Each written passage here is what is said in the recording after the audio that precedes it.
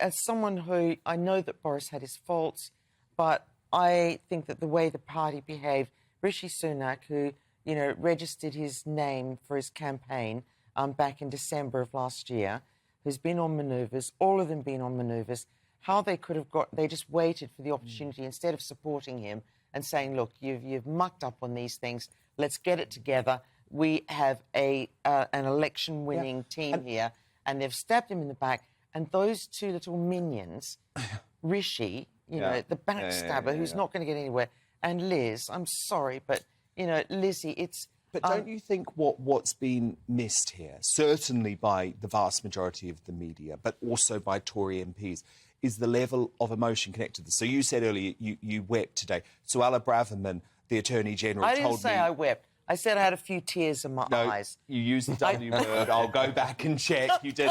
Suella Braverman said she was crying in Cabinet. I'm getting messages from so many Tory members, some whom I know, some whom I don't, who are saying they feel deeply sad, deeply emotional about this. It's not been reflected, is it? It's not been reflected. Dan, I felt so depressed today. I did weep. I did actually watch him and I thought, my God, what have we done? And I don't know how we get over this, you know, having to sit through and now, as a journalist, you know, watch these little wooden soldiers. Are you sensing that same emotion, Chris? Well, I think the party is going to reap what they've sowed coming up. So there's 12 in-person hustings starting in Leeds next Thursday. They run out across the UK, which is great for the party. They're in-person. Members go in there. They've got a chance to really shout at Rishi Sunak, shout at Liz Truss, demand where is the leader we elected? Where's the guy? Why are we here? Why are we doing it? We're doing this because the MPs want it to happen, not because we want it to happen. But is there really, really a chance that Boris could be reinstated? If they change Article 17 of the Constitution... I don't know about Article 17.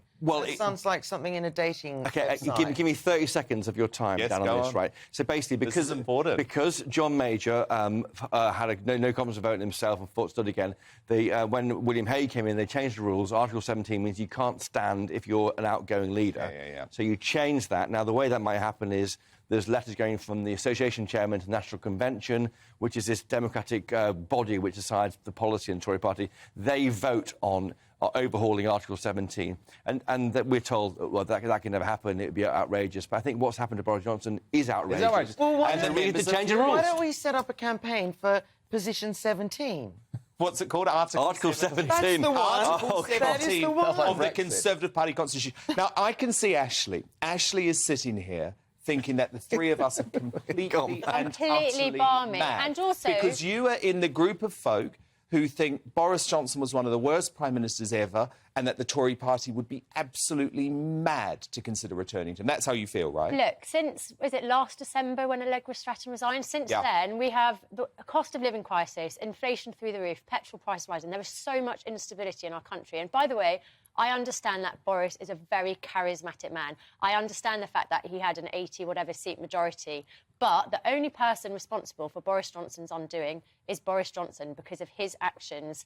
And when he said today that his mission was largely accomplished, I wonder, is it the fact that ambulance queues are through the roof, that there's a labour shortage, an 81% increase in food banks, that it was described as unlawful, the treatment of care homes, you know, discharging patients from hospitals into care homes.